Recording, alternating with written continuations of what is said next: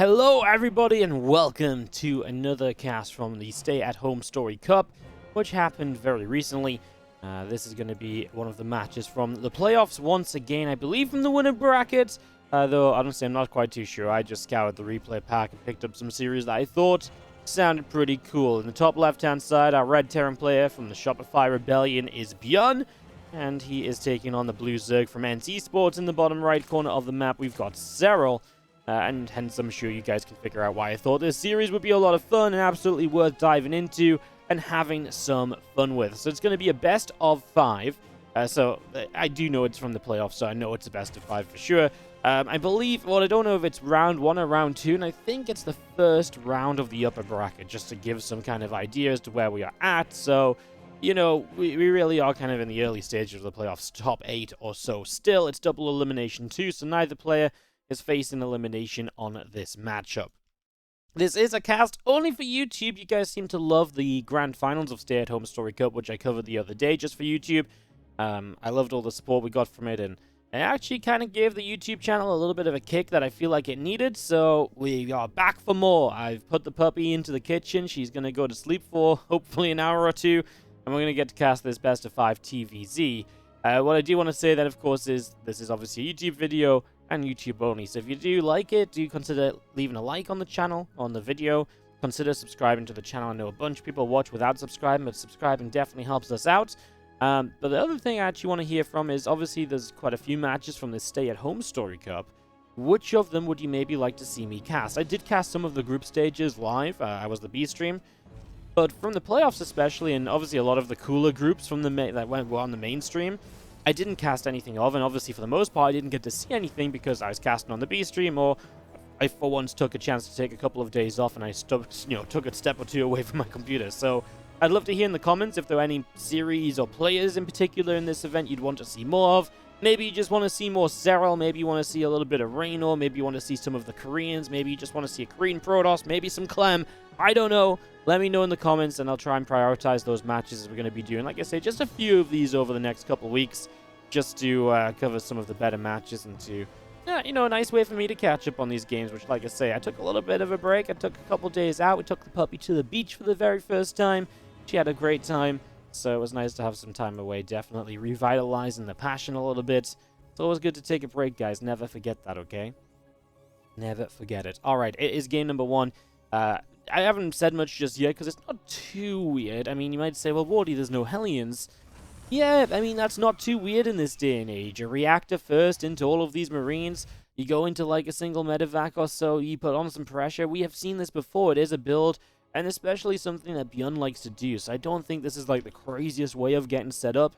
Yeah, it's a little bit off from the most standard of ways of opening. And like usual, like most TVZ builds, it's going to put on a bit of pressure. It's going to allow you to be on the map. And then it's going to naturally turn into, over time, a little bit of a chance to just build into that macro game, a third CC, and go from there. I say that as a Rotron comes down from Serral, so that's on the way up at the moment. And that means that we're going to be seeing here a little bit of intriguing situation, right? Where he's going to try and get aggressive against these Marines, or he just wants a very stable defense against them, as he will end up supply blocked, losing an Overlord already. Yeah, the Rotron, it's one of those things. It's a very short map, so counterattack, roach aggression in general can be very good. Look at what ByuN's doing, though. A tech lab was on the factory, and he swapped it to the starport. So ByuN is already committing to cloaked Banshees. And that means that, I mean, never mind the cloak, just Banshees in general means that you are going to have a fantastic time here against roaches. And especially if these Marines get home alive or able to sit somewhere kind of annoying and maybe counterattack again.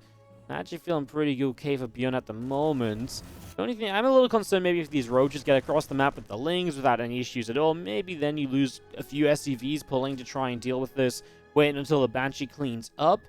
First Banshee is now out. We'll see exactly where it goes to. If it moves kind of through the middle of the map and catches the roaches, then brilliant. You know, that's 10 out of 10, exactly what you want. The sooner it gets on those roaches, the better. Serral did start to make some drones, so showing us that this wasn't completely intended to be an all-in, maybe more some pressure, / also just making sure he's safe himself from this initial Marine count. It is a little unusual overall what happened here. Usually you talk about like an 8 Marine drop, but this was straight into Banshee and now tank production as well. I feel like this build might be somewhat tailored to this map, which is a little bit smaller, just something that you really have like full on like safety with as ByuN. You know, you are not going to be able to bust this as Serral. So yeah, maybe something kind of along those lines here is what I'm imagining. First Banshee in the main base, and the Spore just wasn't ready yet, so we are going to be seeing a couple of drones already going down there, and that's just going to be a little bit painful in the early few moments. As you do see the lair on the way, the drones are all building, and just going to be seeing Serral ready to tech up. Now, as he techs up here, what do you guys reckon? I think there's a pretty good chance he plays a 1-1 Roach timing. Obviously, that's easy to say if the Roach is already up and running. I was just thinking it, especially though, because I've been kind of looking at this map a lot, and I really feel like holding that third base in the forward location, which is where the Terrans like to take it over here. I really feel as though that's been something which is just very, very kind of convincing, you know? It's been kind of, you know, it's something the Terrans take all of the time. So it's very convincing they're going to take it again. They kind of take it for granted they can take that base, but I really feel like it's hard to hold a 1-1 Roach timing on it because it's so open. Roaches can come down here, here, here. Where do you put the tanks for safety? Like up over here? Yeah, okay, maybe. But then that only supports like here. You know, the base itself is still in trouble. I'm sputtering over my words in excitement of talking about roaches, apparently. As Cloak Badger's going to come around the side here and look for some additional damage so far. Nothing too much, but that's a dead queen, I believe. No transfusion available, and Serral is looking elsewhere because he did not move that queen anywhere near fast enough. He could have absolutely saved it. Going to lose one more. Some sloppier play from Serral here, honestly, as he does start Roach speed off the back of the lair. Still missing upgrades of evolution chambers. There are double evolution chambers up. We just don't have any upgrades started on them, so still waiting to see those. I mean, the longer you wait for them, the less likely you're going to make anything of a timing happen. And at this point, I wonder if Serral, I mean, he's still building Roaches. He starts Carapace. But do we start missiles? We do start missiles. And it's just also out of sync, right? Those upgrades, they take longer than Roach speed. It just feels like they're so late compared to what they need to be. Not really sure what happened there, actually, looking back on it all. I know the Banshees were harassing, but he had the gas, right? He's had the money at points for sure to be able to deal with this and to, well, you know, get those upgrades started. So not doing it is really just kicking yourself in the teeth, right? It's really just kind of, you know, hitting your head against the brick wall and saying, why can't I win this game? You know, Terran's so good, but actually you just kind of messed up your upgrades. Yeah, it doesn't really make sense at all. It's just going to be seeing an infestation pit dropping down too. Looks like Serral is not going to base this around a timing then. He is absolutely just going to play this up into a little bit of further tech. I say as he still is just on 66 drones building Roaches, but we're so far off the 1-1. I mean, if he was on more drones already, and I guess the fourth hatchery is just very late in general, as he takes the top right fourth base as well. Also kind of a point of interest here. I am very, very intrigued as to where this goes. As you see the hive starting up, the infestation pit allowing that to happen, obviously, and then a Hydra Den to come down next. And that's going to allow us to go pretty much straight into Lurkers. So we're just going to play Roach, Ravager, Infester into Lurkers. I mean, it's a style that Serral's been playing a little bit of. I believe he won a game with this against Clem on Beckett Industries during the DreamHack finals recently. So it's a style he's, you know, well-versed with. It's just not how I expected this to play. This map is very open, and, you know, I would say rushing up to Lurkers like this, I just feel like there's so many other stages of the game that benefit from this map being the way it is. And the Lurkers, for once, are the one thing that don't really benefit from this map. You know, if you want to play a 1-1 Roach time, and I've talked about the strengths potentially there. If you want to play, you know, Ling Bane, there's a lot of open places and ease of attacks, counter-attack abilities. If you want to play Lurkers, the one benefit is the map is small. So if the Terran can't cope with Lurkers, and those Lurkers can just get across the map super quick, jump on top of the Terran, game can absolutely just end. But I don't know. I just feel as though this is kind of a weird way to get set up, and I wonder if Serral kind of just was kind of not planning on this himself, and he's kind of doing it because of how everything else has turned out, you know, as time has gone by here, as things have gone down. Very, very possible, as I look at then. About halfway done. Few Overlords are in production, and just going to be seeing the 2-2 upgrades on the way as well from our Zergy. So, straight at 2-2 missile upgrades. I mean, ByuN also not attacking too much, and to be fair, that is in part because of what Serral is playing. You know, Roaches are not easy to attack into, as there is an attack top right, double drop, comes in, gets a Spore Crawler, is able to get a couple of drones, and now working on this hatchery. Yeah, I was going to say, ByuN's not being able to be too aggressive just yet, because attacking headfirst into Roaches is not usually the best of ideas. And the Infestors adding onto that is obviously just going to be something else to dissuade you from engaging. But in this situation, I mean, dropping like this, that's absolutely the sort of thing you do want to be doing. That's the sort of thing which is going to go very well for you. Because this army is slow moving and there's not really a lot of anti-air. So, yeah, I kind of like what you do here then as ByuN. When you finally find a way to be aggressive, it is in a way that makes a lot of sense as the first fungal growth comes down in the center. And these Marines are going to enter Roach territory in the upper right as well. Not much really coming out of that, I suppose. And this is all going to be starting to slow down a bit as more units through the middle of the map. A lot of that bio army still moving forward here. Roach Ravager Infestor working around the left side and thinking about how we engage. There are a few lurkers ready, but they don't have seismic spines. So missing the upgrade, which really makes them as good as they are, right? As makes them, you know, one of the reasons we see them all of the time nowadays. As Serral was down in supply for a bit, he will rebuild some roaches. I really feel like ByuN is taking advantage of the timing here, which is just a chance to get on top of these lurkers before they have the range. No Infestor cast for a long time there. Finally, we hit a good fungal, as we will see Corrosive Bowels on one of those initial siege tanks, but losing a couple of the lurkers before that happened just means that this position is very exposed now. And that is going to be very open to attack as Marines drop into the back of this base on the right side. So that's going to start happening as well. That's going to take place. We're just going to be seeing these Marines pulling back with the medevacs, escaping out over to the left.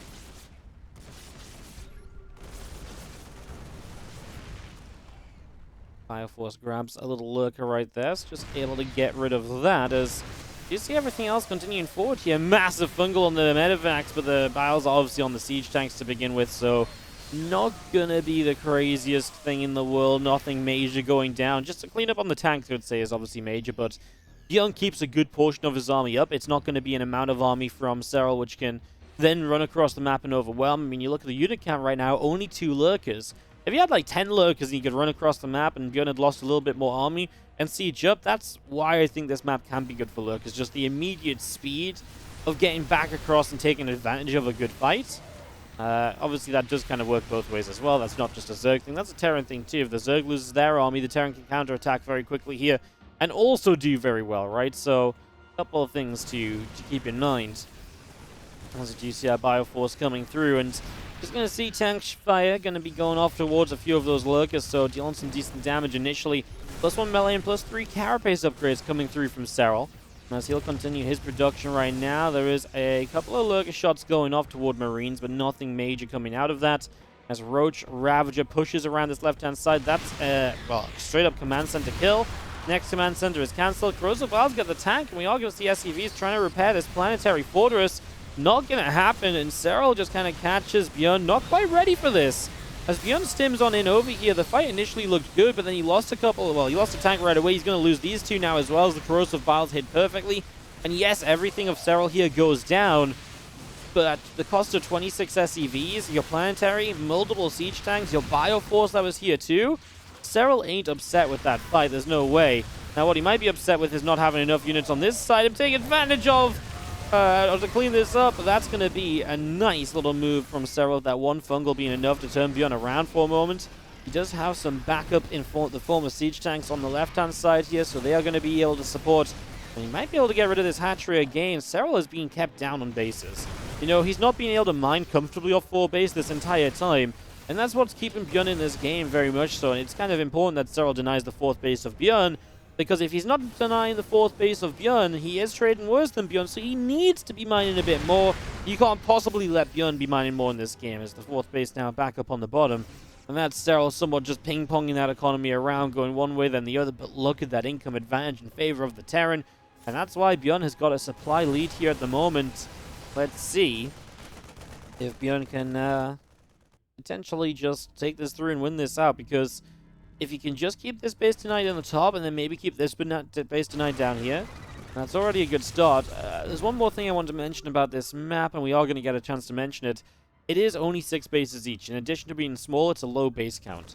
So, as far as ByuN's concerned, if he can keep these bases from mining and just slowly mine his own bases out, he's going to be in a great spot, because if the trades are in his favor and he eventually makes his way to this base and mines out and this base and mines out, then, you know, from ByuN's point of view, he is going to be able to starve Serral out.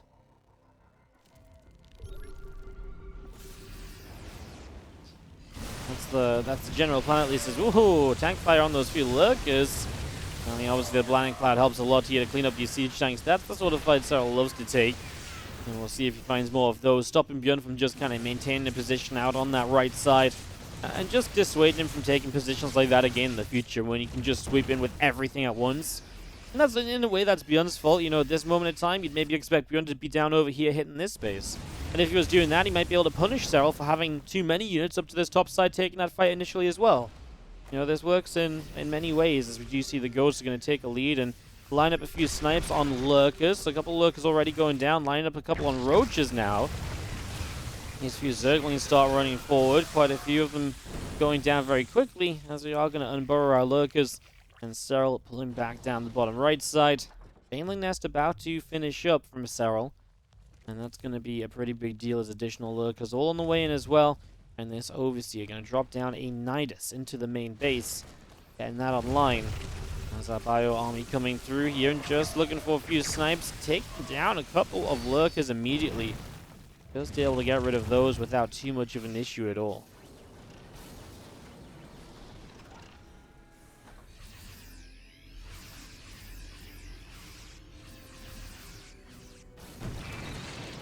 Has been, I feel like it's got to be said that I feel like the lurkers of Serral have not really done that much this game, right? From start to finish, it feels like they've kind of hit a wall and they've kept on hitting that wall repeatedly. And I was going to see the Bioforce taking a chance to stim down here. Creep Teamer goes down, the hatchery taking damage. Just now you're seeing another Creep Teamer being picked off as well as we take this medevac of Marines out up to the top side.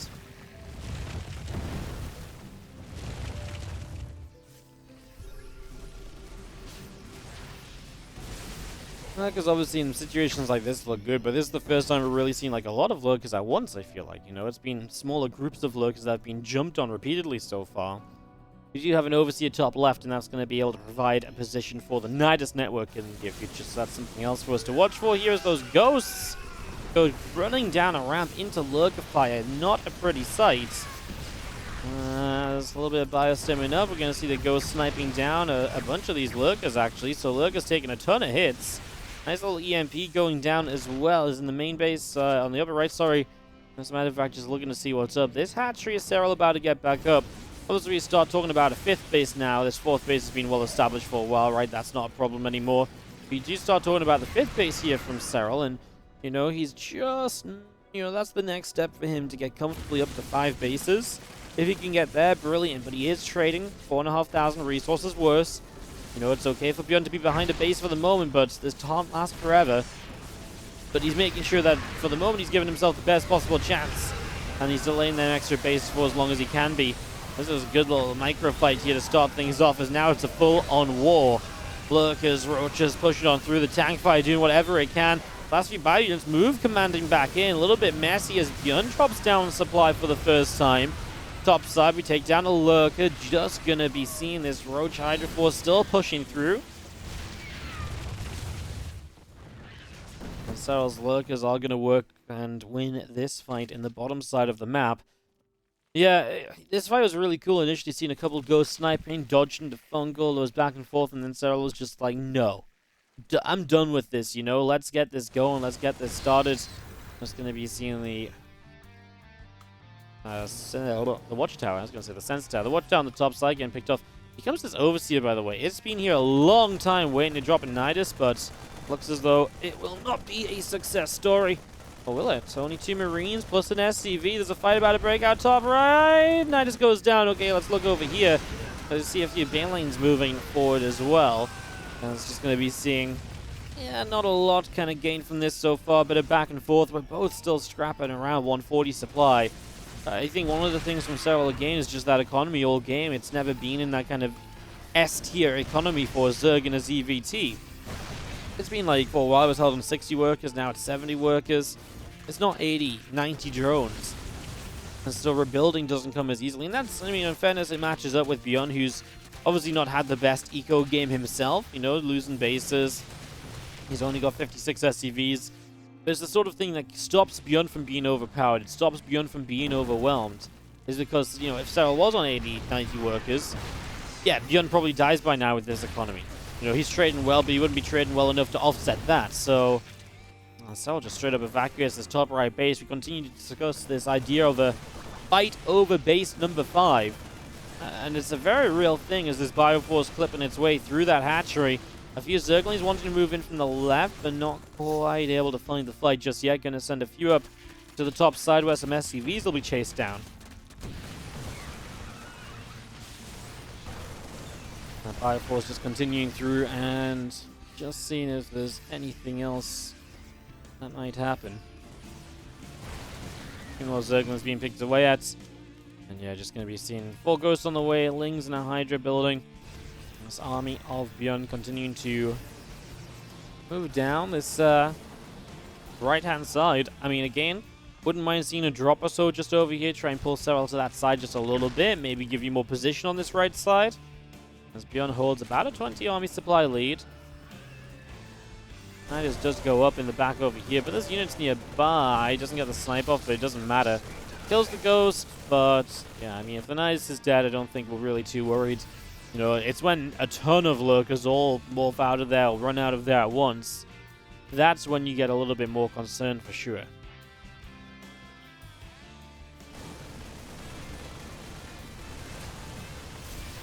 Now the Nidus in the top right, just going to be away from him to get some lurkers up past the army so you can hit this base from a different direction. I like the idea, just accepting you're not getting the Nidus successfully up near the base. They don't need to be near the base if you can just run the lurkers here after anyways. As long as you can just circumvent this army. I mean, it's just going to force a fair amount of lost mine time until ByuN gets some ghosts over there, gets the snipes going. There goes one lurker, and the other did get away. So we'll just look to come back and again reset that mining once again. Is ByuN aware of it being over here? It feels like he knows there was 2 and he knows this one ran away somewhere. He definitely knew, so nicely found. I didn't realize a little infested just burrowed up here. We did see burrow research not so long ago. Serral now lacking this right side base. At least this one was, you know, mining out, right? Gas is gone. A few hundred minerals left at most. Barely even worth rebuilding the hatchery. Obviously, it means, though, if you don't have this base, you're losing your connection to this top right base. And so Serral's got to play a completely different game plan.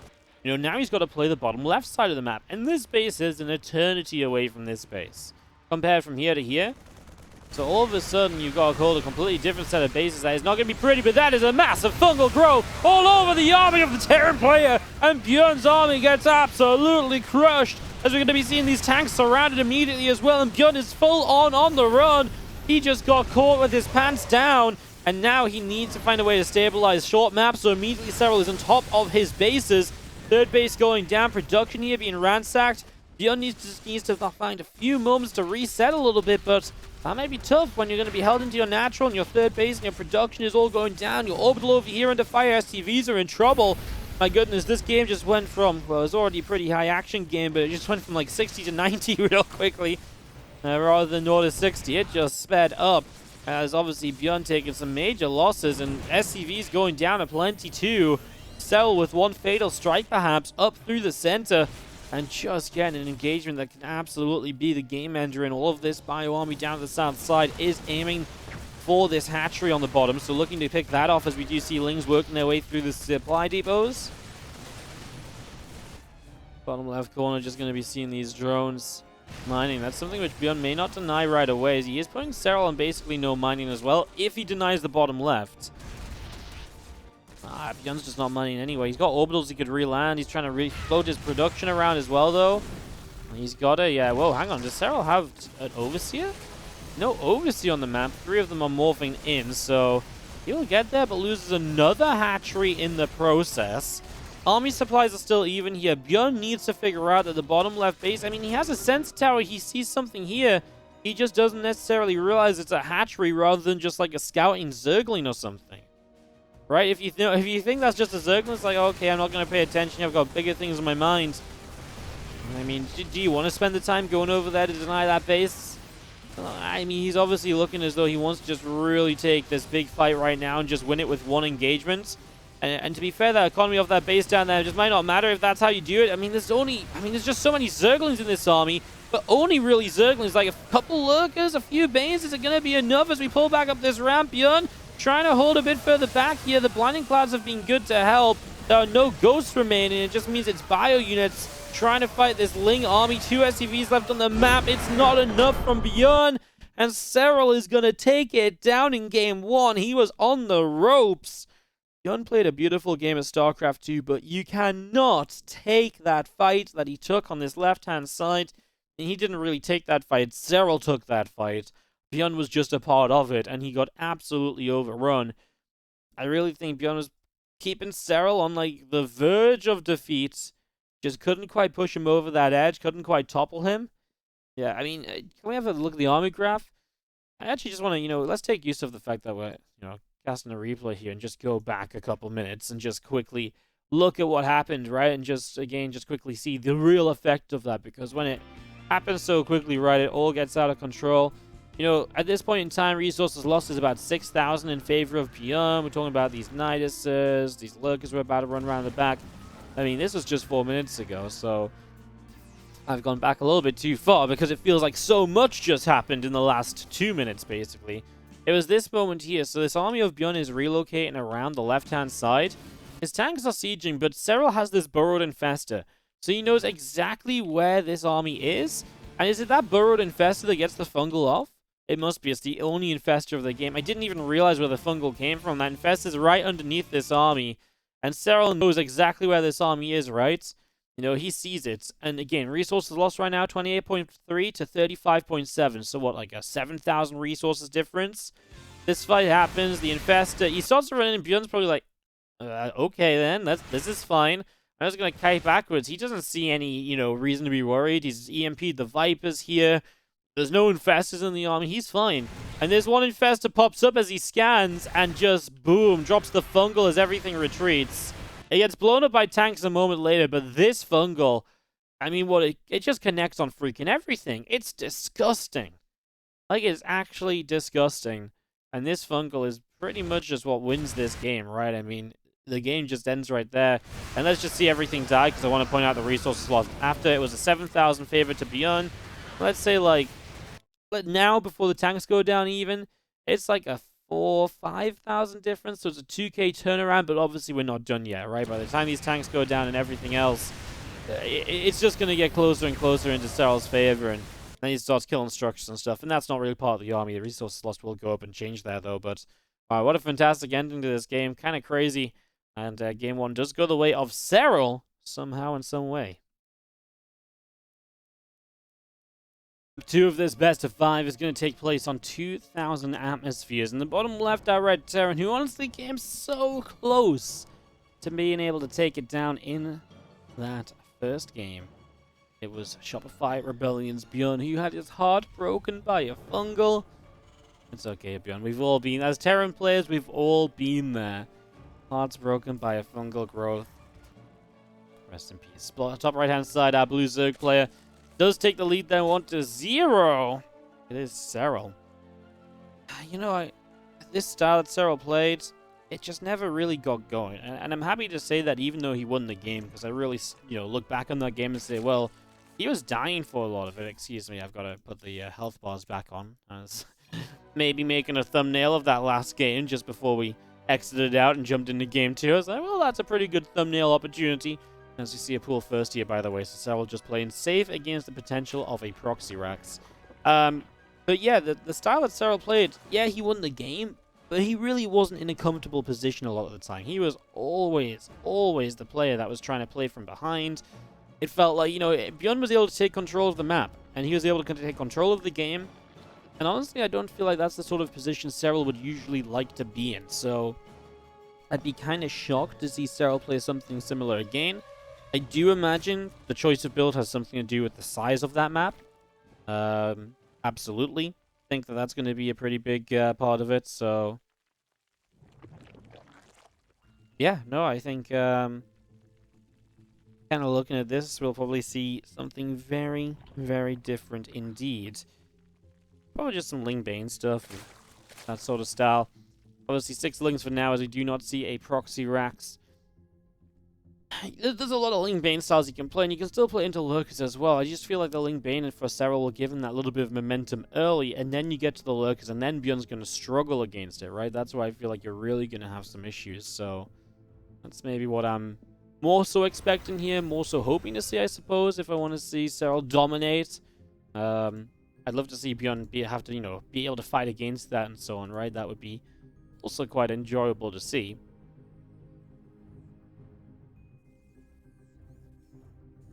ByuN's going to open with a 3-rack, so second game in a row where he's going to open no Reaper. That's going to be a little bit problematic against these 6 Lings. The SCV on the low ground dies, second SCV in the main dies, and I'd say this is a pretty sizable delay on the command center, and a huge scout from Serral as well, so even though this pool first doesn't go up against a proxy racks, it's going to do good damage, and it will absolutely pay for itself. I mean, it's not a huge commitment, it's just a slightly kind of later hatchery, slightly later on the drone count. But yeah, this was really good, getting the scout too and confirming it's a 3-racks. Because what I was about to say is ByuN opens in a very similar way, and last game was kind of weird, he went straight to the Banshees and stuff. This game's completely different, but now Serral knows it's completely different before we even started. And that just makes it that much more difficult for ByuN to get something going from all of this, as we do see a few additional Marines coming through, the Stim Pack is on the way, and a Tech Lab on this barracks as well. Gonna mean double Tech Lab, we can have Stim and Combat Shields. And just go from there.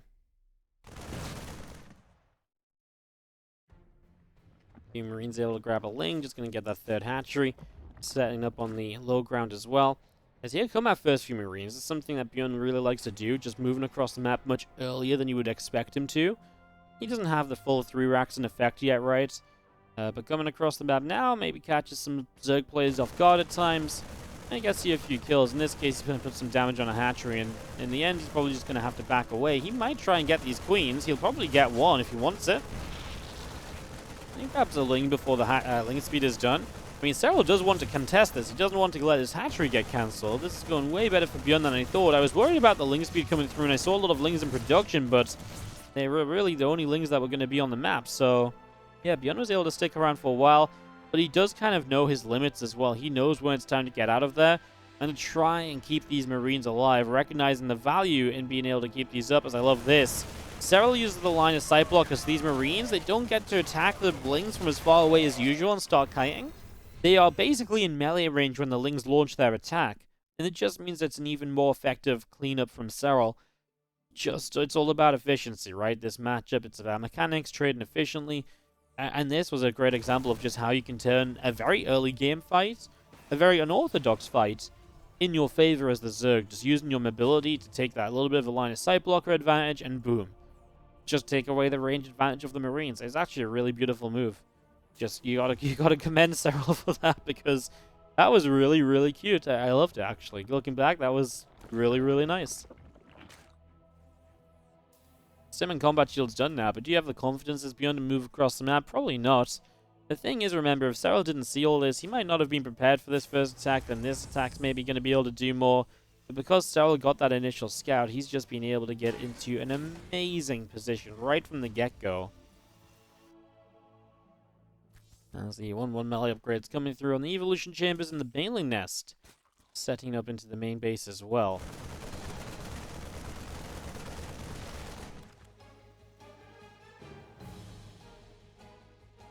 We'll want to try and get a confirmation on what the follow-up is. Kind of notable right now is where's that 3rd command center? Well, it doesn't exist yet. So, yeah, quite aggressive follow-up from ByuN here, where he's only on a single engineering bay as well. So he's really piling on the pressure of 2 bases, and we'll see where he goes from this. I mean, I don't think you just add a 4th and 5th racks from here. I do think you get a 3rd CC eventually. But it's the kind of setup where if he did add a 4th and 5th racks and just went full-on 2 base all in, I guess I wouldn't be too, well, too surprised, I suppose. I'd be surprised that it's happening. But this is one of those build/setups that would make the most sense to do that from. So, potential for something a little different here. As the 3rd of Serral has Bane's Morphin on it, the Ling counterattack will hit a brick wall. Well, a wall of supply depots. I guess they're not really made of bricks. But now those Lings can be used for they actually could morph in some Banes and counter still, or they could be used for the flank. At this point, I feel like you're not morphing the Banes in across the map, so you may as well just use it as a flank, and it looks as though that's what Serral is setting up to do. As ByuN just sits on the edge of creep here, of course, Serral will not have vision of this army for a few moments then. He doesn't necessarily know it's still here in siege, or if it's backed away, although I guess he knows it's not backed away down here because the Ling's holding that watchtower, so Serral actually does have pretty good info, and now the unsiege happens, and it's going to load up those tanks in the medevac. We're going to start backing it up, and we're going to clean out the watchtower here as ByuN. And now do you want to fight this off creep when, you know, ByuN has some micro potential? It's a tough question, because in a way it's like, well, maybe there's not enough medevacs to evacuate everything, and that's usually the efficiency factor of the Terran, right? That you can move onto the map, and if you get into trouble, boom, you just lift into those medevacs and you zoom on out of there. There's no problems at all. So yeah, not seeing... it's just a little bit of a different way of things getting set up, basically. As you do see a couple of additional Liberators on their way. And 2 more racks set up. There is a third CC, though, so it's not 5 racks, 2 base all in. I mean, ByuN just trying to keep some attention down over here, while the real threat will maybe be this drop to the top side of the map. Double tank, 8 Marines. I mean, absolutely could be looking at a cancel for one of these bases. It depends where ByuN. I mean, this base absolutely would go down. Really just depends where you want to go first. He's actually going to split. He's going to send the tanks on that hatchery here. And the Marines over here a little bit. Okay, I mean, I actually don't hate it. Drone gets killed off as the hatchery gets cancelled. We do threaten a counterattack again as Serral.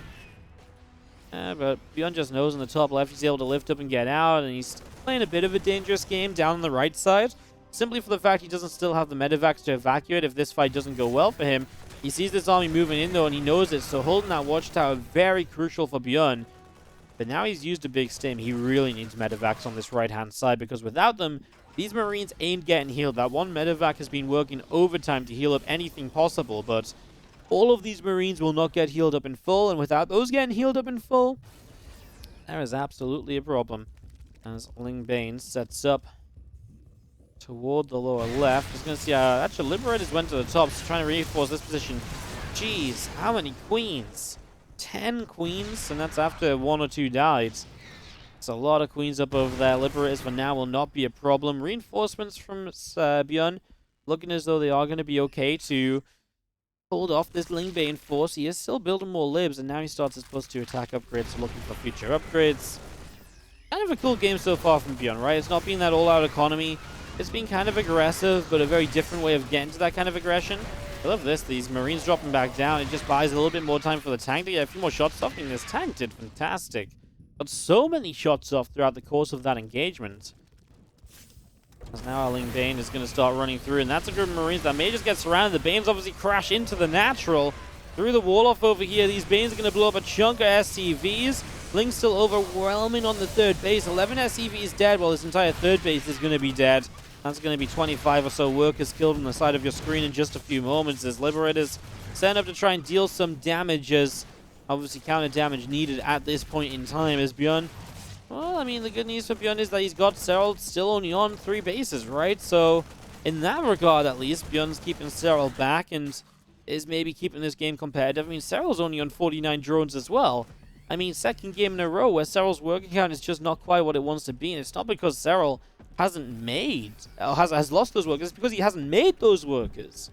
He never felt comfortable to set up into a high drone count in this game because ByuN's pressure has kept him making units this entire time. So yeah, that's something we really do have to mention and take note of, because that is why Serral is, despite all this damage he just did, only, and really only, 2 workers ahead. He's still just making Ling Bane at the moment. I guess he's saying, well, I'm saturated on 3 bases. I'm only working off of 2 gases, so I don't need a lot of drones as well. It's just minerals that I'm looking for, and I mean, I don't disagree, but I feel like this might be hemming Serral into a little bit of a corner, right? It might be putting him into a little bit of an awkward spot a bit further down the line. Definitely something for us to look at is a couple of tanks and siege in bottom left. Gonna see Marines coming through, picking off a little bit of creep spread. And these other lings running in, just forcing the Marines to lift off once again. There's a few more banelings just morphing in the middle of the map.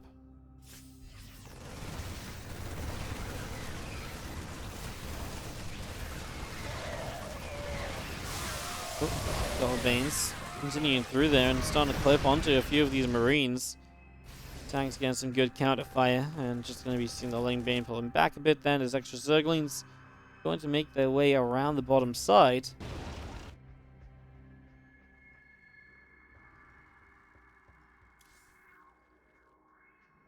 Going about to catch up on +2 armor, by the way, as well. So he's about I mean, he already has 2-1 against 1-1, but he'll have 2-2 for 2 against 1-1 for a while. Serral will just be that little bit off here in terms of catching up. Marines are rallying up this left side, taking the watchtower and having to think about maybe edging further onto this group spread right, maybe continue to move through the top here. Marines are going to be lifting up into those medevacs again as we just pick our way through a couple more creep tumors, and again, so far, I would say so good. Ling's wanting to wrap around once more, and quite a few of these Marines will end up going down. Not bad, you know, not in a bad trade for the Marines, though. I mean, they kill a lot of these Zerglings in the process, and I really mean a lot. 7 SCVs across the map, though, as a few Banelings roll in that we unfortunately just miss. And Serral gets up to 61 drones, and it feels like it's been such an effort to get this far as he attempts to get back to the 5 bases. If he can hold off this Force of the Terran, maybe get one reset on the army, that gives him enough room to maybe just add 10 more drones or so, and, you know, then you've got these bases set up. I think Serral's in a great spot, but it looks like he's not going to keep pressuring the top left army. Looks like he's going to let this hatchery go down, take the right side instead. And again, that just means being set back on the 4 bases again for just a little while. ByuN is getting a lot done here. He really is. He's having a very good time so far. I don't think ByuN's going to be upset with how this is going. The thing is, Serral is just stuck on Lair Tech. And not just Lair Tech, but just pure Ling Bane. Like, there is nothing else to this. And so that army can work to an extent, but I don't think this can work off 60 drones and, you know, struggling to get to 5 bases, etc.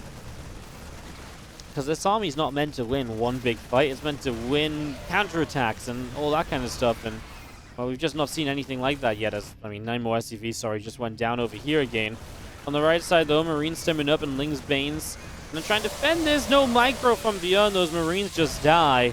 I mean, those are the sort of fights, of course, which will help Serral out a lot. This hatchery shouldn't die, right? Because we've got transfusions for days off the Queen, so if you need to keep it alive, you can keep it alive. Those Lings are trying to figure out how to come in from the other side. As our Marine's going to get a hatchery. And just going to clean out these Broodlings.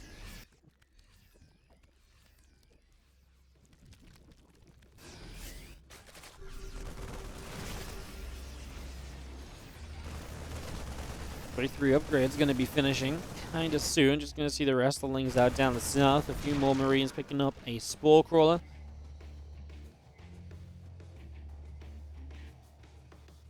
This Ling Bane Force looking to maybe dive into this base here. Just sends a few Lings forward. I guess the reinforcements there, so the extra units probably wouldn't have done much. I like just a few Lings then, just in case there's nothing then you get a couple SCVs. I mean, hey, this is a 15-minute game, and ByuN is obviously still only on 3 bases too, so while we are talking about Serral being in some trouble and being kept back, ByuN is not exactly expanding like a madman himself. In fact, he's barely expanding at all, as here we go. This fight will happen. These Marines are going to have to lift up. He's just going to have to leave the tanks to do what they can. Well, the tanks did what they can during all of that. As the 3-3 upgrades of ByuN didn't really get much of a chance to play there, right? You know, 3-3 is done. But the Marines never really got to fight. They had to just back away, lift off, and that's somewhat the power of the Ling Bane. We're going to try and slip in a Hydra Den, and I love that. Something which I think can make a difference in this game for Serral. Something that isn't just Ling Bane can definitely power this army up and maybe take it to the next step that it needs to be.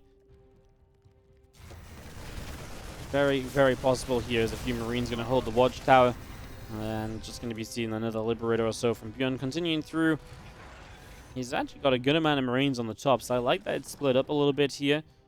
Serral has this bottom right base as well, by the way, so don't let that slip your eye.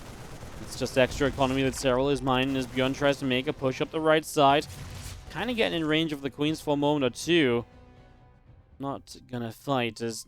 Yeah, I have no idea what happened here. That's some kind of a misclick or some kind of a move command.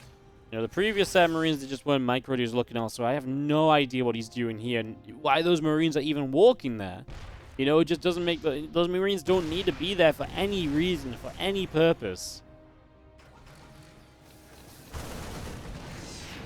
Tanks will unsiege, and we have got the Ling Bane Queen still setting up across that right-hand side. A few Marines stemming forward, a creep tumor going down. Ling's counter-attacking in as a lot of SCVs will start to fall. Ling Bane coming back through, chasing some Marines down. Marines is going to be able to, in the bunker, hold off there, but obviously lifted third base. ByuN's already relocated his main to the fourth as what was just this kind of continuous 3-base all-in is obviously just not ended the game, but has it kept Serral in a position where he might still be able to win out anyway?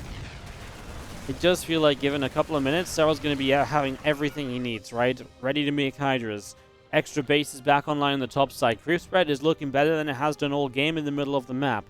These are all factors here that ByuN has to take into account when deciding what to do.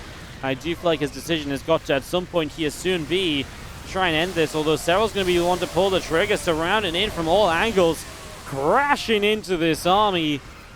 And Serral is going to clean it up without a challenge. And a couple libs left over, a few medevacs. Obviously, reinforcements already rallying forward from ByuN as he is just about equal on army supply still. Serral is adding in a few Hydras. I wonder if Hydras are actually worth... I mean, like, in a way, I appreciate Hydras are a good additional tech. But obviously, ByuN's already been building tanks and libs all game. I wonder if Hydras really add that much, or if they're just an expense that actually won't do as much. You know, if ByuN was just going to kind of like bio and like marine mine, I think the Hydras are amazing. Because he's just, you know, because he's building tanks and libs, I still like the Hydras, but I wonder if they're as good as they could be. You know, I wonder if actually in this case, just Massling Bane would have been better off. I can appreciate that Serral probably feels like Massling Bane isn't quite getting the job done, but in a way it is. Well, it maybe wasn't crushing these armies. It's not like ByuN is rocking around with 70 SCVs and 5-6 bases and whatever else. You know, he's on the verge of being dead when it comes to economy, in fact.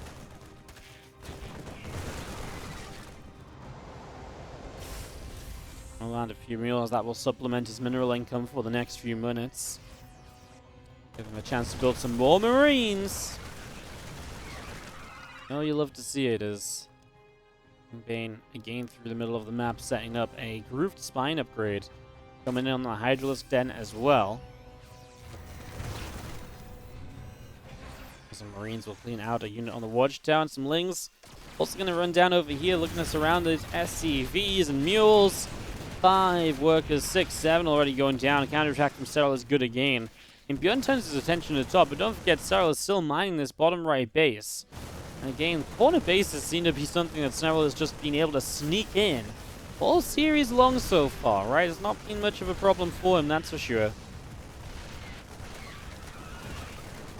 Things over here going after some SCVs. Okay, well, ByuN's on 17 workers, guys, so ByuN has to win this with his current army. Not impossible. His army's very good. It's still 3-3 against 2-2. As we're actually going to run in right now, and those are the sort of fights that Serral commits, then pulls away. That's going to give ByuN maybe a little bit more of an edge and some of the efficiency he's looking for. Serral just needs to be patient. You know, it can be frustrating right now. This army's killing off another of your bases, but stay patient, get this hatch online. The longer you wait at the moment, the more you're mining, the easier this is going to be for you. The easier this is going to be for you. Just got to give it a little bit of time right now. You just got to be as patient as possible. Let the economy do its thing. Let your units get online. I don't even think you need a counterattack anymore. And obviously it's easy for us to see that, but that's something that Serral has to try and figure out for himself as well, based on the damage he's done and what he sees when he does attack ByuN's bases.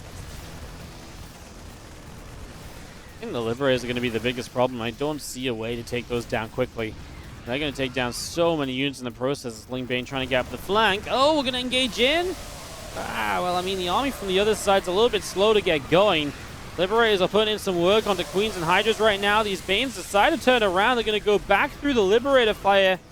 And Serral is down 30 army supply. ByuN's still pushing forward. No tanks anymore. I tell you what, Serral might be struggling soon to kind of build anything himself. As we're going to see some Marines here trading well for 10 drones. And some units as well. These Marines trying to fight. Banelin's being covered. There's not enough anti-air to get rid of the Liberators. That's the problem. So if these Marines just always fight with the Liberators, Serral can't really do much. And ByuN's going to notice that these Banelings are morphing on the high ground. So Serral can't get Banes up. And Serral will not have the army necessary to win this game out and to defend. He did not have the time to let the economy do the work. And I think this fight up here was just pulling the trigger a moment too soon.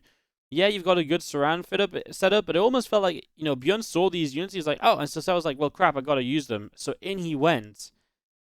I feel like he had time.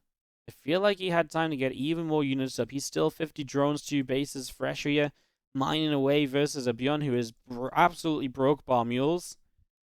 I think he could have waited a little bit more. GG's, and it's 1-1 now in this best of 5. Bottom left corner of the map, our blue Zerg player is Serral here on Glittering Ashes for map 3 of this series. Top right, the red Terran player from the Shopify Rebellion, we do have ByuN.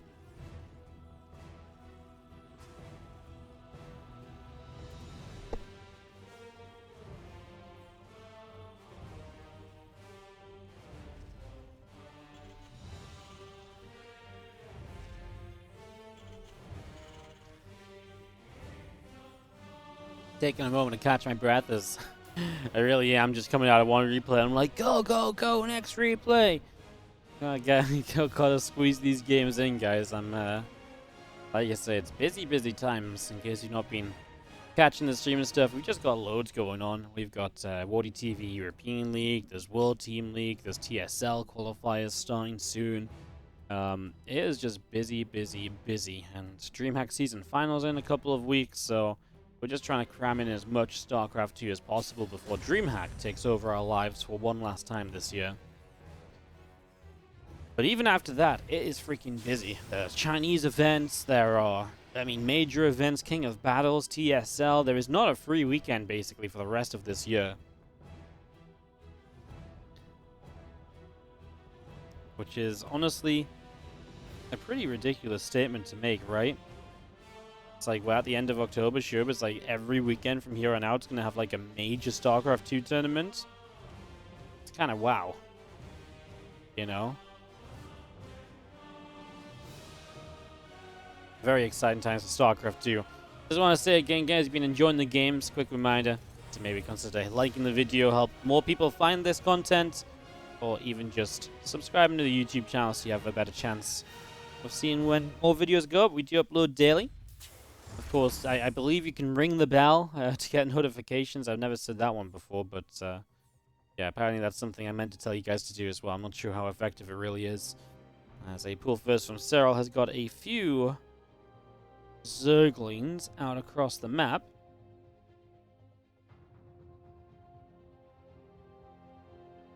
It's going to be more than a few Zerglings this time. So as ByuN once again opens no Reaper and into just straight Marines, no Hellions, as he goes 3 racks again, Serral looks to punish. And the punish here is that you're going to be playing essentially this this speed very quickly, so you're going to have faster speed than usual. And that means you can run in, and if it's just Marines, you can surround the Marines, kill them real quick, and you can go from there. So let's see what happens as Ling Speed finishes up, and in we go. I feel like we actually needed a few more Lings here, in fact. These Marines are able to do pretty well, especially the Marines on the side. Don't grab straight away. Serral is able to win this out. SCVs go running. Some of them will just be abandoned here as they will try and repair each other, try and keep these Lings in range of Marines as much as possible. But that is going to be 5 SCVs killed, and that will be the extent of the damage done. Serral did cut drones to be able to do this.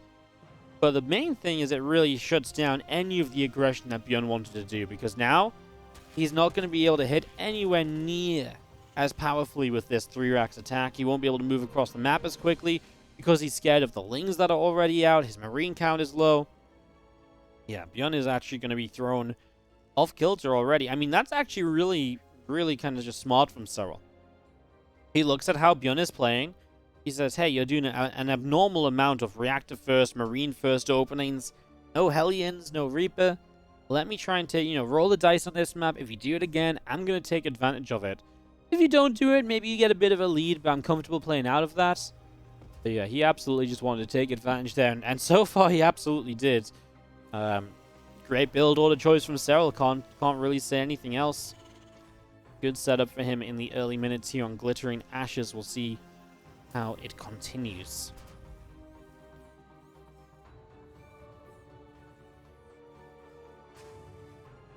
There's an Overlord of Serral. Just heading toward the main base. Another one still has position on the natural.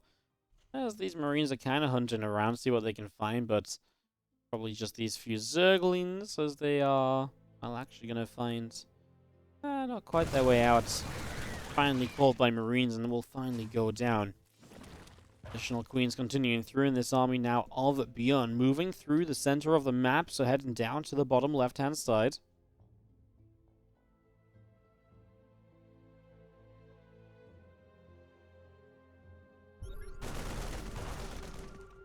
The scan, get rid of a creep tumor, make that a couple more here as well. So a few creep tumors going down already. And these Marines are just going to start stimming into this fight for these Queens and these Zerglings. And they are going to do okay initially, bit of back and forth. And now a Queen or two starting to drop, and the Lings coming back in, and the Marines will decide to disengage. Alright, apologies guys, you might have just heard my, my doorbell going off in the background. I'm the only one in the house right now, so I just had to run and get that quickly. Obviously, I just edited out the in-between. Unless I forgot, in which case I'm dumb, and I apologize. These Lings will get the final cleanup on these Marines. The final fight there. I mean, overall, 3 Queens going down, 32 Lings. Resources lost, a little bit favoring Serral. I don't think Serral minds it too much. So yeah, apologies for that, guys. The doorbell went just as these Marines were arriving, and I was like, do I pause it now and come back and cast mid-fight, or do I try and get through the fight and hope I don't miss the door? I mean, honestly, I only just made the door in time before the postman left and took my delivery away, so I ran the risk. It worked out. Thank you, ByuN and Serral, for not having an extended fight. And, whew, day saved. Early upgrades coming through. ByuN speed is coming in. As I just reset my mind a little bit into this game, Serral's going to check out the main and again see, well, kind of just the same setup as what happened on 2000 Atmospheres. Very aggressive potential here from ByuN. Just one engineering bay, not double. Just all about unit production in these early stages. But I really do feel like Serral is taking the early trades to mean that these fights just won't mean a lot. And I really don't think they will. As Marines stem forward here, Queens do a little bit of back and forth. 30 more Zerglings in production. I mean, if Serral can just get some units to wrap around this army, I feel like this army dies very quickly. I mean, the tank now is almost getting left too far back. And yeah, Serral is absolutely going to go. He's going to come in from the other side. It takes a little while to set that surround up. And the Banes don't have speed. We'll cuddle the siege tank here. I love how the Banes just stop moving, make sure they're cuddling the tank and not taking any splash damage. Don't want to lose additional Banelings for no reason. ByuN is very much so doing what he did last time around, but there is no third CC on the way. And with that, I summoned it. So it is going to be that later third once again. So kind of similar to the last game. I was just wondering if maybe it was getting to that point where maybe he just wasn't going to take the third this time. It was just going to be a little bit more committed off 2 bases. He starts the third CC. He gets the +1 armor going. I do feel like Serral is in a bit more of a comfortable spot this time. 61 drones. He's going to be able to keep on taking these fights because he knows he's kind of got this army on the run. And honestly, at this point, I mean, Hydra Den just much faster as well, and I like that a lot too. I thought last game the Hydras were an interesting choice. More than anything just because of the timing of them, right? I felt like the timing to kind of like suddenly be like, oh, okay, now I want Hydras. It was like, well, is it now not just the time you just keep going with Lingbane and see if you can hold out? Because it feels like you did a lot of the hard work. Hydras from the start here, I believe, are going to do very well and just help you that much more. And just make it so you don't have to get into as tough of a position as you were in last time. So I like this a lot as ByuN needs to get out of a supply block at the moment as well. Serral's still keeping units poised in different positions on the map, always thinking about the possibility of a run by, a counterattack, and how he might continue with that as Marine tank continues forward and just going to be trying to take advantage of the ledges and the corners of the map, right? Lots of chokiness on this map as well. So just trying to take advantage of that. But Serral is set to come in from bottom right, top side, and bottom left. Let's see how this is going to go as a few Banes crash in for a few Marines already. Still waiting to see if we're going to really commit to this as playing Bane, waiting to pull the trigger. What are we waiting for? Just more Banes to finish morphing, I think. As, yeah, maybe even just for ByuN to run even further forward here. Here we go from all the angles. I mean, the medevacs lift up pretty quickly as the Queens move through, and there goes just get rid of these Liberators, of course, as They will not actually get a kill. Wow, the Libs get to stay alive. That's nice. But ByuN's major attack has been turned away, and Serral is rolling in toward 2-2, Hydra speed. Hydralisks in themselves.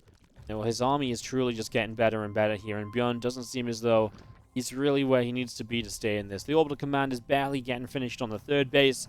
There's no sign of 2-2. There's not even an armory, so he is, yeah, starting an armory and a second engineering bay now. It feels like he was more committed this game. It feels like a lot of the transition is slower. And I wonder if that's just because he hasn't been able to do as much right away, so he's felt the need to stay on the more aggressive setup, trying to create an advantage.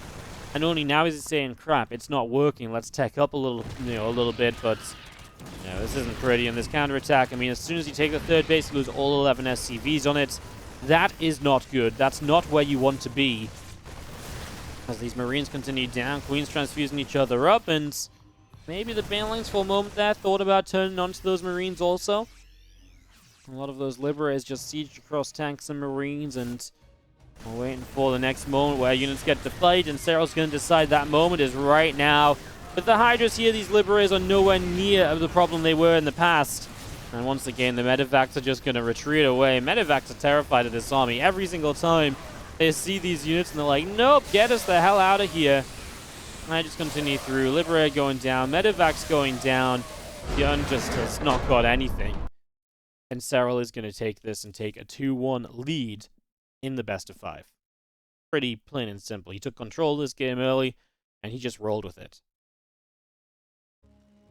Well, we enter Pride of Altaris for map number 4. Bottom right-hand corner of the red Terran player from the Shopify Rebellion is ByuN. He'll be engaging into battle with the blue Zerg player.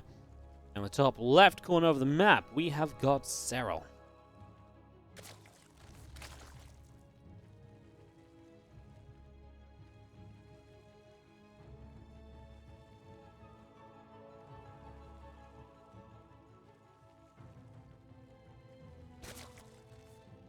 What are we thinking then, guys? How are we going to do this as Serral will be back to a hatchery first? Does ByuN finally open Hellions? This map is big. Is this the map you want to be walking Marines across the map on and trying to just play Marine pressure and stuff like that in general? I don't really think so. I actually really don't think so. I think if there's ever a time for ByuN to just pack up a strategy and to move on to the next one, I think it's now. So let's see. It goes 1 Rax expand, no gas initially. I mean, that's not exactly a sign of rushing out Hellions and not going Marines. So there's that to start us off. So take that for what you will in the first few moments.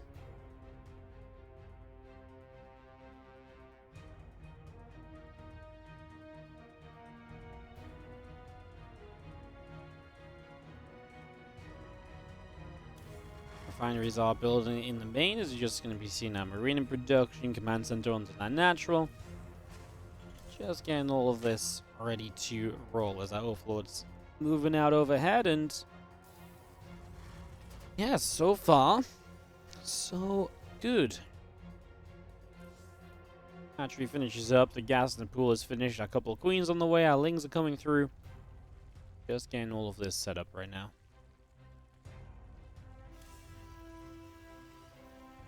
There's a Marine about to pop out, of course, joining the other couple Marines already here. One of the talking points about this map lately has absolutely just been this gold base. A lot of emphasis on this gold base. We've seen a lot of people taking it early in the game. We've seen a lot of people taking it later in the game.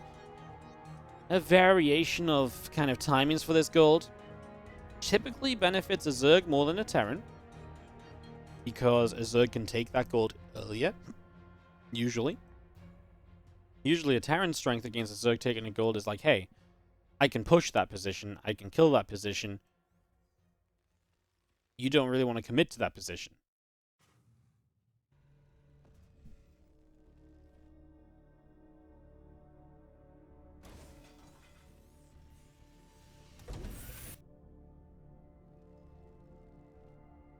A couple additional racks around the back, just going to see that overload speed coming through. A few additional drones on the way here initially, is just going to see our Hellions coming in. Tech Lab dropping down the barracks.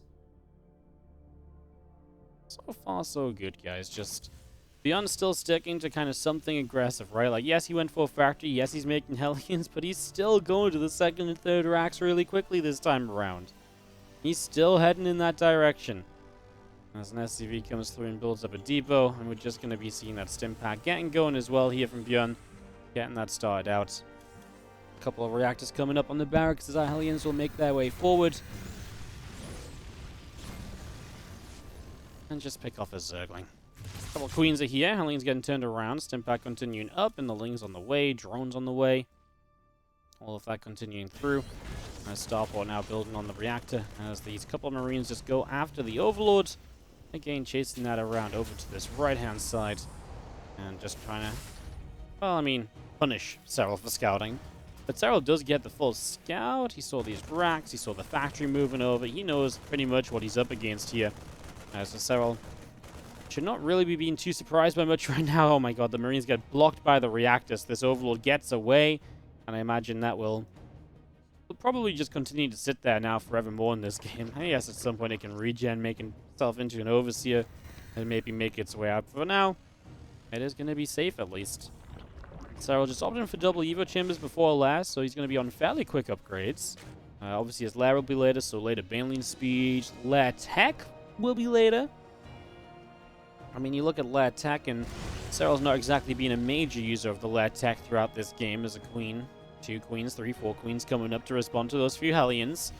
And just seen our stim pack about to finish on the main. Few Hellions back around into the center, and the double gases building on the natural.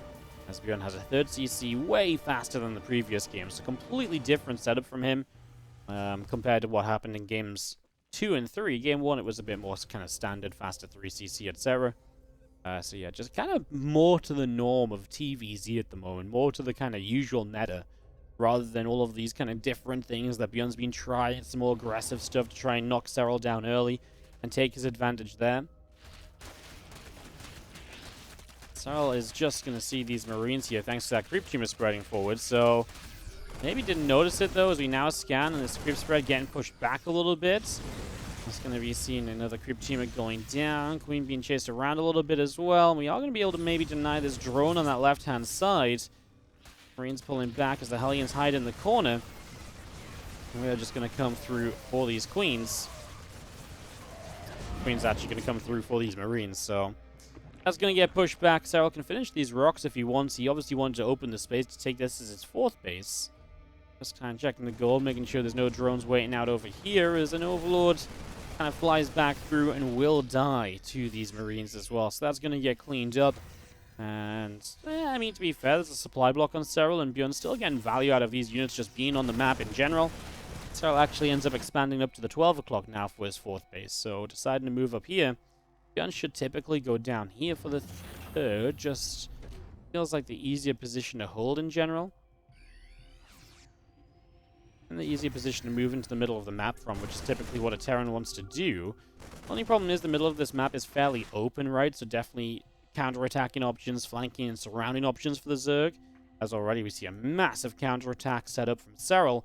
A ton of Zerglings over here, and it's just as this 3rd gets ready to go. I mean, ByuN hasn't even got SCVs on it yet, but if he did, they'd be in trouble as, well, these Lings are looking around to see what they can find. Answer is an empty 3rd. Maybe try and force a lift on this as, I believe that's our Overlord from before now, an Overseer coming back to just taunt the Terran player once again. 6 SCVs just went down, jeez. That was, a lot out of nowhere, as this Overlord will also go down. Serral ends up supply blocked. +2 melee coming through. Baneling Speed is about to finish on that Baneling Nest. And Serral has got an army ready to move through the center as our Marines just going to load up into this medevac. And they are going to come out and to the middle of the map. Get going. A few Queens continuing in just to push this away. And as Serral goes into the infestation pit, right, he's going to be able to go straight to this hive tech, and he's really going to be able to just play Ling Bane into probably Quick Lure, because that's the way you see this play out a lot of the time now. In the past, it was Ling Bane into very fast Ultras as a transition to just get like nice fast hive tech in play. A lot of the time nowadays, Ultras are only used for kind of a follow-up to Ling Bane Muta. They're a nice transition, they follow on easily. A lot of the time now, we do see a Hydra Den around now, and we see Lurkers being the ideal plan. None of that yet, though, and the longer you don't see a Hydra Den for, the longer, or the more this may be just actually Ling Bane. And then maybe, then maybe we do talk about Ultras, or maybe we just talk about Vipers. Maybe we just want the melee upgrades, carapace upgrades, and adrenal glands. One thing for sure, and that is it does feel as though Serral is getting so much control of this map. This is a large map to begin with. Now consider it's a large map with creep spread right out to the middle of it. And that's definitely going to start posing problems for ByuN as Lings, well, they set up around this bottom left side, and we'll think about a run by here, but I mean, there's a lot of units left from ByuN as well at the moment. So this might turn out into kind of a passive, slowed down game. And continuing through, those queens coming along. Medevacs do lift back up, and they're just going to pull back down to that bottom right-hand side, and the Liberators and Marines continuing through as well.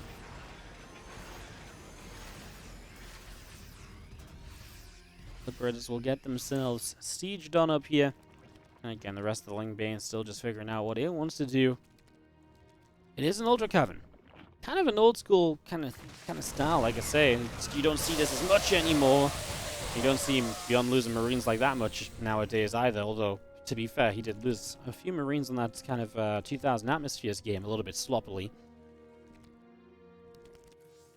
I'm worried for ByuN.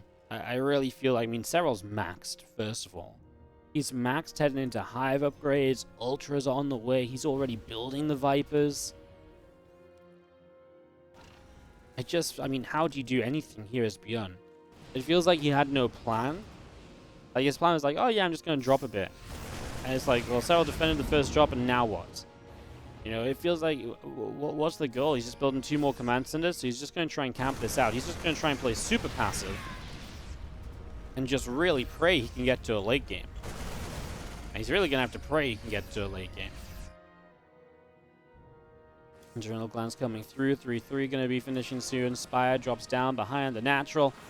And just going to be seeing the upper side. A few Banes crashing in to clean out some Marines. Tanks sieging up across this siege line, or this kind of ledge. As you will see, Marines taking their step forward. It's going to be a scan to get rid of some creep spread here as Lings continuing through. Banes wanting to crash forwards. Like I say, the defensive position, the defensive setup is not bad. You can't fault ByuN for that. And Serral just heads into Aspire, heads into Burrow even. I don't know what we're going to use Burrow for. He's still just on Ling, Bane, Viper, and even then it's only really 13 Banes and 2 Vipers. The rest is Lings. His army, in theory, ain't even that scary. The 3 Ultralisks will have something else to say about that, something extra to say about that at the very least.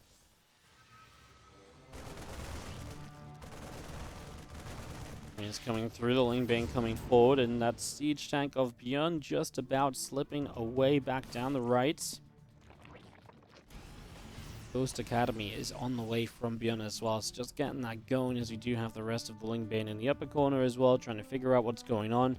So much creep spread coming down into the center, around the left, around the right. Man, feels like ByuN really... first game, fantastic from ByuN. Second game was kind of a weird one in general, but, ByuN took the win. Feels like games 3 and 4, Serral has just been all over ByuN. ByuN has just been completely figured out, is not able to get anything done.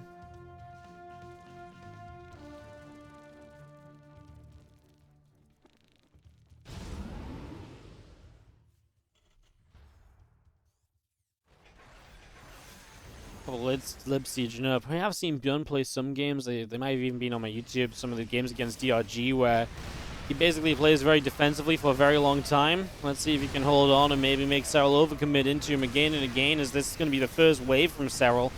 Just attacking through here. He's going to blow up a bunch of SCVs. Where is ByuN's army? Is it gone? Is that it? That was just it? That was just it. What? Just me, just feels like ByuN's army just didn't exist there. On the map, he only had 13 Marines, 12 tanks. He just has 12 tanks and 4 libs. Like, he just basically has nothing. The ghosts aren't ready, and so he just... he's just got so much over here that's just not part of the fight. Oh, okay, well, that just seals the deal then. GG's.